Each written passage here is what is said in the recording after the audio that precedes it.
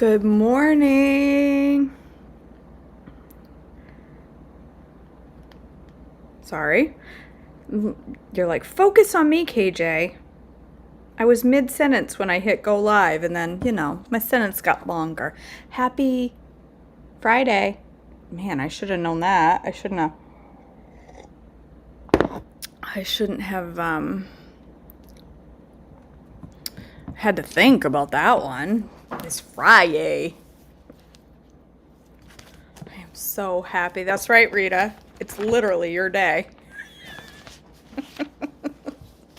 I want my own day. How come there's no York day? Rude. Oh my gosh. I'm glad. we're at the end of this week. It's been a long week, but it's going to be I've got a crazy busy weekend. I've got to go pick out vinyl siding.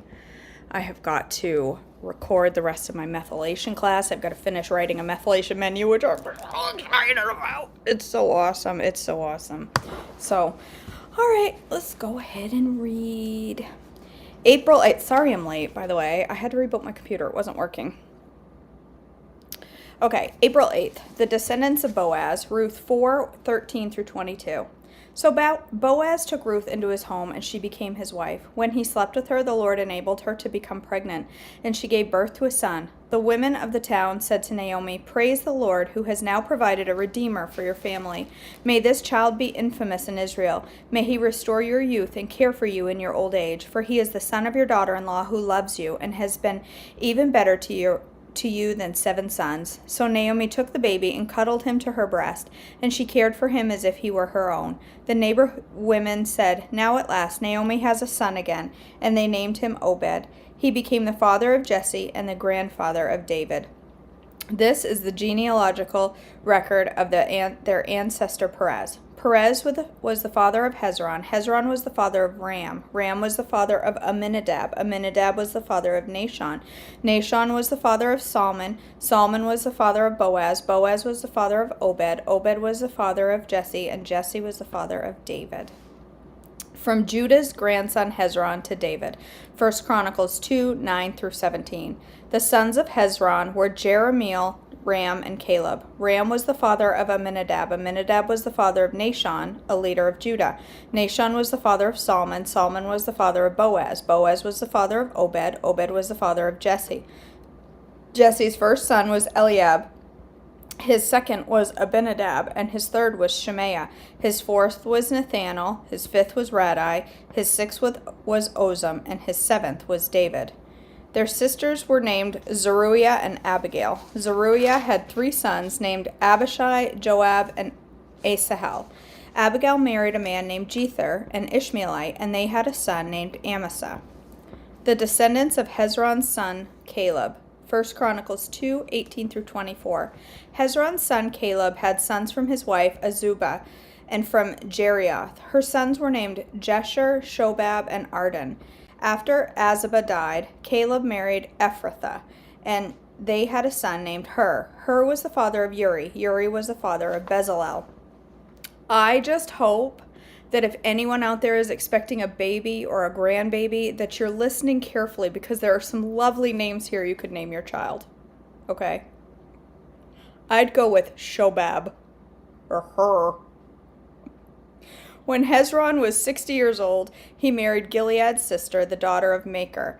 They had a son named Segub. Segub was the father of Jair, who ruled 23 towns in the land of Gilead. But Gesher and Aram captured the towns of Jair and also took Kenath and its 60 surrounding villages. All these were the descendants of Machir, the father of Gilead. Soon after Hezron died in the town of Caleb Ephrathah, his wife Abijah gave birth to a son named Asher, the father of Tekoa.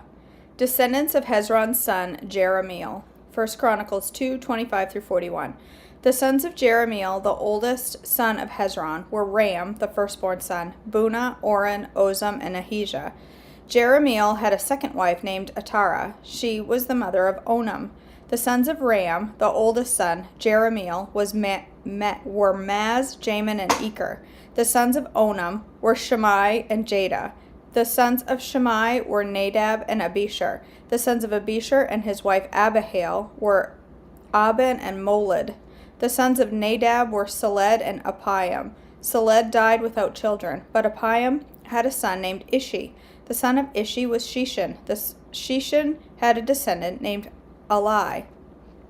The sons of Jada, Shammai's brother, were Jether and Jonathan. Jether died without children, but Jonathan had two sons named Peleth and Zaza. These were the descendants of Jerahmeel. Sheshan had no sons, though he did have daughters. He also had an Egyptian servant named Jarah. Sheshan gave one of his daughters to be the wife of Jarah, and they had a son named Attai. Attai was the father of Nathan. Nathan was the father of Zabad. Zabad was the father of Ephlal.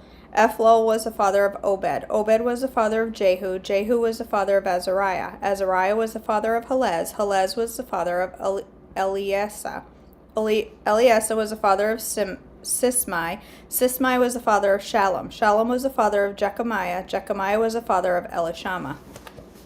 Goodness. Oh, spammers. Hold on. I gotta get rid of a spammer again. Hold up. Nobody click links.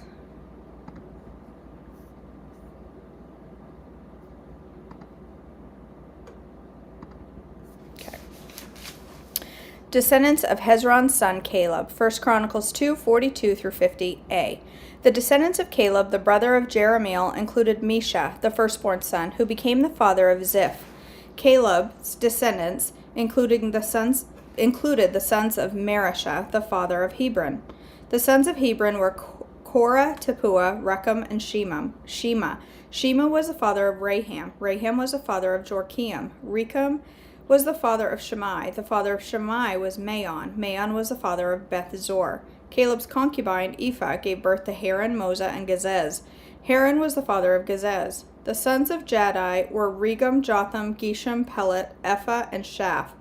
Another of Caleb's concubines, Makkah, gave birth to Sheber and Turhana. She also gave birth to Shaph, the father of Madmannah, and Shiva, the father of Machbenah and Gibeah. Caleb also had a daughter named Aksa. These were all the descendants of Caleb. It makes you wonder. Their names just got stranger and stranger. Like, I know it's strange to us, and it wasn't strange to them, but it makes you wonder if they were like, I need to come up with a new name. Hit me with a tongue twister, because some of these are so...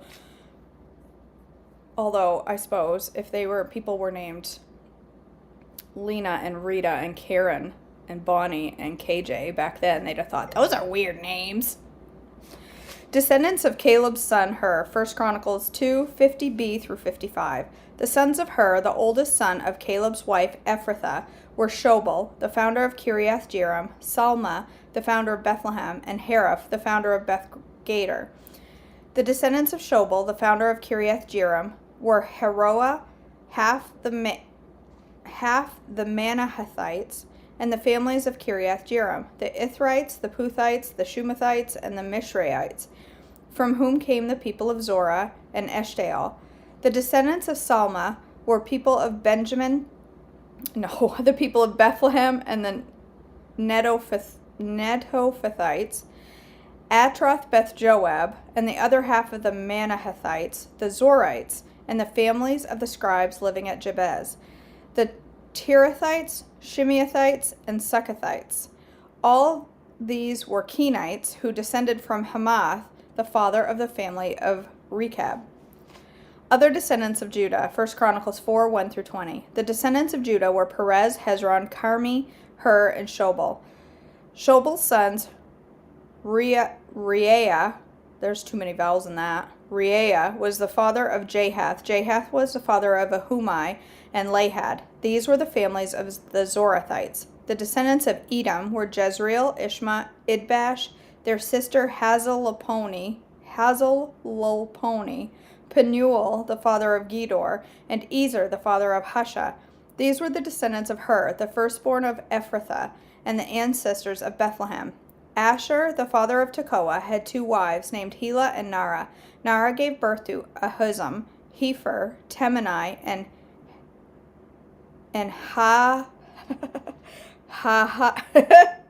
Hahashtarai.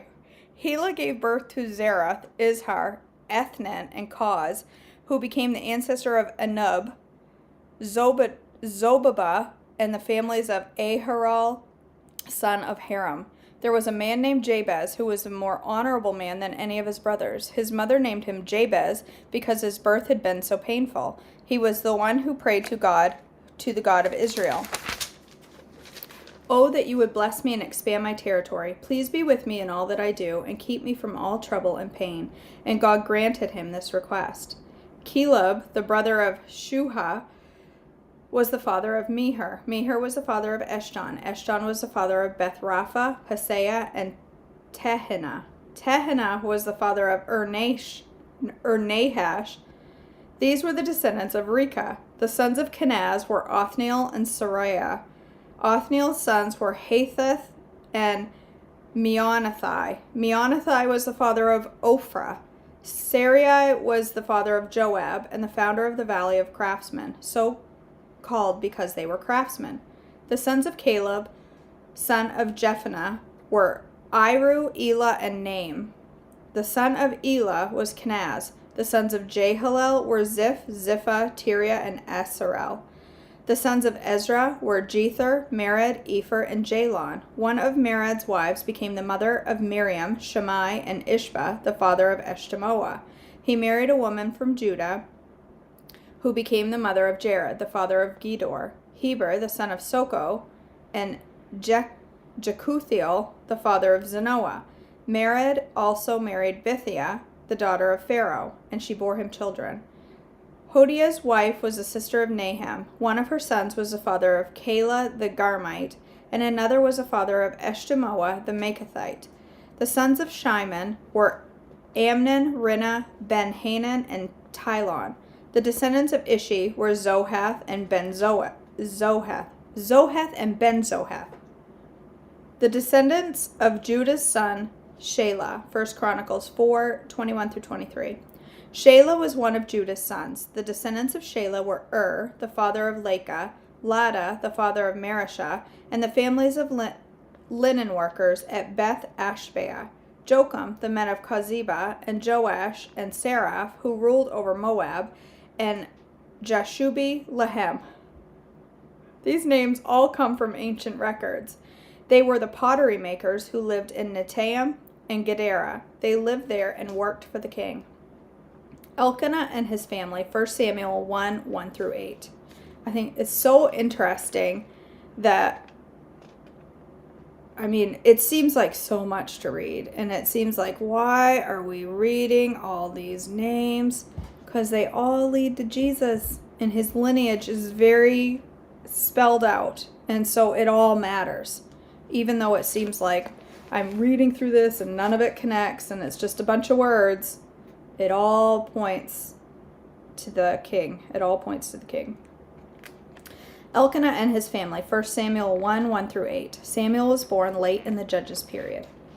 There was a man named Elkanah who lived in Ramah in the region of Zuph in the hill country of Ephraim.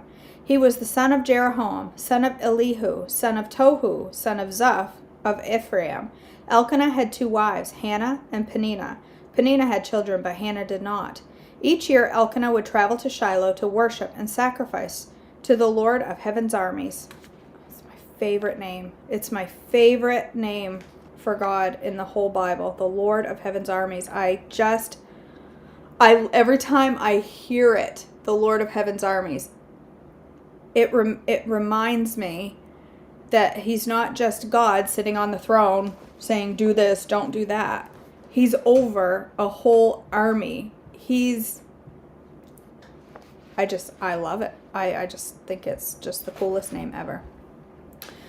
So each year Elkanah would travel to Shiloh to worship and sacrifice to the Lord of Heaven's armies at the tabernacle. The priests of the Lord at that time were the 2 sons of Eli, Hophni and Phinehas. On the days Elkanah presented his sacrifice, he would give portions of the meat to Peninnah and to each of her children. And though he loved Hannah, he would give her only one choice portion, because the Lord had given her no children. So Peninnah would taunt Hannah and make fun of her, because the Lord had kept her from having children. Year after year it was the same. Peninnah would taunt Hannah as they went to the tabernacle. Each time, Hannah would be reduced to tears and would not even eat. "Why are you crying, Hannah?" Elkanah would ask. "Why aren't you eating? Why be downhearted just because you have no children? You have me. Isn't that better than having 10 sons?" Okay. And we're going to leave it right there. We'll talk more about Hannah tomorrow. All right. Let me pull up. We are on Trim Healthy Mama 100 Days of Inspiration. We're on day 98. We're going to finish this on Sunday.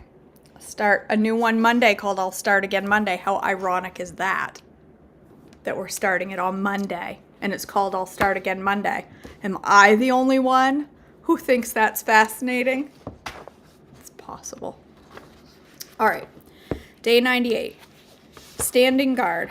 Obadiah 11 talks about foreigners entering into the gates of Jerusalem. As mothers, we have to constantly guard our home. We must watch for anything foreign sneaking through the gates of our home. The foreign is all around us. God doesn't want to take us out of it. He wants us to be shining lights in the midst of it.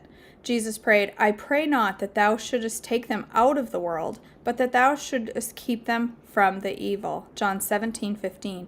However, although it is all around us, we must be on guard that none of the foreign enters our home. Our home is to be a sanctuary from evil, all that is opposite of God's standard, His word, and His heart. The adversary looks for any opening he can find to intrude into your sanctuary. Guard your gates. Guard your home on all four sides. By intercession and prayer, put a hedge of protection around your home. Job 1:10. Give no foothold to the enemy. Allow no estrangement in your marriage. Don't allow any worldly spirit to come through the media. Be ruthless against the enemy. 1 Peter 5:8-9 says, "Be sober, be vigilant, because your adversary, the devil, as a roaring lion, walketh about, seeking whom he may devour." Let's have the same testimony as Nehemiah when he confessed, "I purged out everything foreign," Nehemiah 13:30. Read these scriptures also. I'll read them out if you are interested in writing them down. Deuteronomy 7:25 and 26. Psalms 144, 7 and 8, 11 through 15. Lamentations 4:12, Ephesians 5:11, and 6:10 through 13. Okay. Poisonous attitudes. Food, exercise, and rest are foundational principles for health, but they do not stand alone. Fear, bitterness, resentment, hate, anger, deep grief, and other intense emotions can contribute.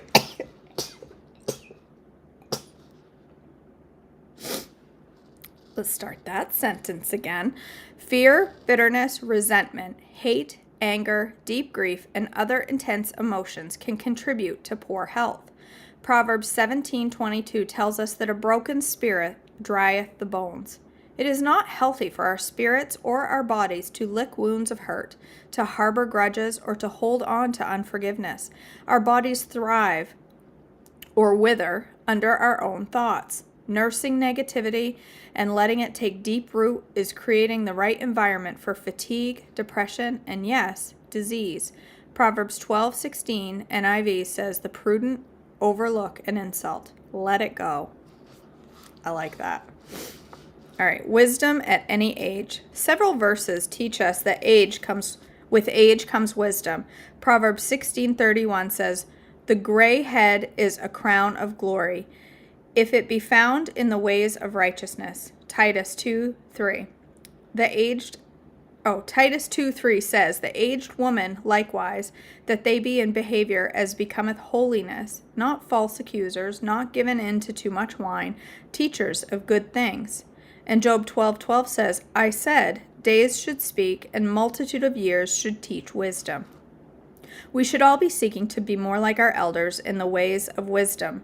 But does this mean that only our elders inherit this gift? No, even children can have wisdom. Ecclesiastes 4:13 says, "Better is a poor and a wise child than an old and foolish-looking king, who will no more be admonished." And 1 Timothy 4:12 says, "Let no man despise thy youth, but be thou an example of the believers, in word, in conversation, in charity, in spirit, in faith, and in purity."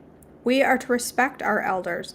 With more years come more experiences and more wisdom. On the other hand, if our elders don't stand in the ways of God, a child or youth does have even more wisdom than they do. Okay. I feel like I want to sneeze again. I've been all sneezy last night today. Okay, there we go.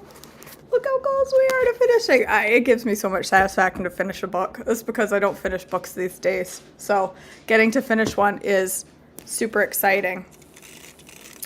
So, all right, guys, that's it for devotions this morning. I'm going to make breakfast, hopefully rather quickly, because I got work.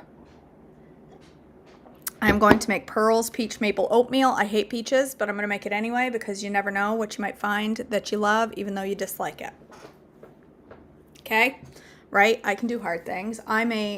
If I always say I hate peaches and never try them in a different way than I'm used to, I may never like peaches. But if I keep trying here and there, you never know. I may find a way to like peaches.